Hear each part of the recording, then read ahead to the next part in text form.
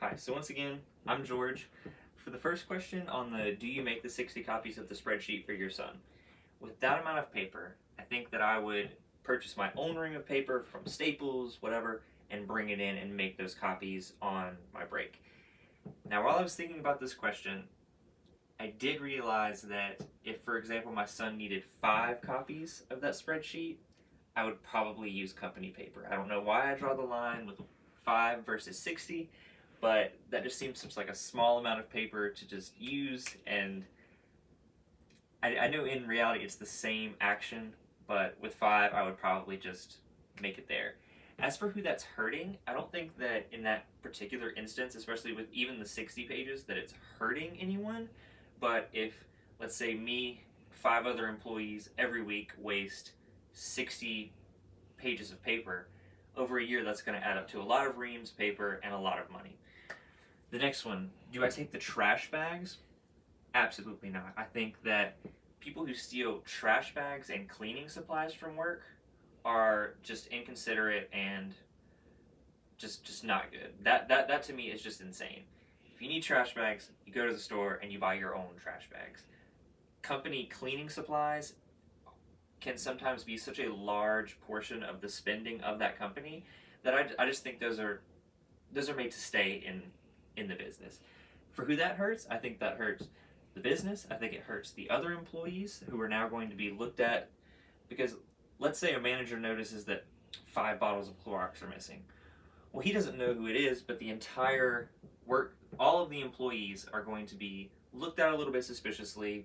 They might change protocols for how the cleaning supplies are checked out, and it's just going to cause a whole lot of trouble for everyone involved. The next one, do you steal time? That one is a hard one because I feel like more often than not, we steal time without meaning to. The example that the professor used in the video where he was like, do you go to the water fountain and chit chat with your coworkers for an hour about the football game? That level is ridiculous, but I think that it's not always stealing time. I think that sometimes you and your coworkers, you're a cohort of people. Sometimes you guys are going to chit chat. I think that that also makes for a good work environment, which can in turn lead to higher productivity and efficiency in the workplace. So for the stealing time, I think that it definitely hurts the business owner and the productivity of the company if it's a large amount of time, but I don't see anything wrong personally with a 5-minute conversation with your coworker about your weekend or your dog or what have you. The next one, would you consider taking after seeing everyone else steal for years? I think that it would be very tempting, but I think I'm the type of person that would have already reported that probably, or just minded my own business. I'm not a thief. That's just that was one of a big thing growing up was you never steal.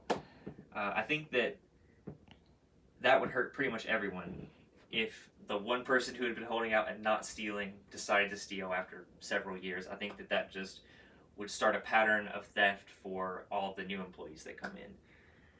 The next one, I actually really liked this question. Do you lie on a reference call?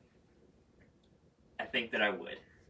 Just about every time. I think that if I knew my friend wasn't right for a position, then I would voice those opinions to my friend before he got that far into the job application. I think if it's to the point where they're calling me for a reference, I don't think it's my place to shut down that opportunity for him. I think that a lot of people go into their jobs not knowing exactly what they're doing or maybe not being an expert at it, but people are very good at adapting and becoming good at what they do every day.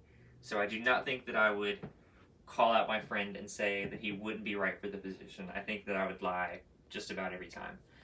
One instance where I questioned my own actions, one that stuck out to me in particular was in school. There was at least one particular time where a fellow classmate had gotten caught cheating. I knew who it was. The professor would ask, we need to call out as a group who did the cheating. I kept my mouth shut for fear of being ostracized by my peers.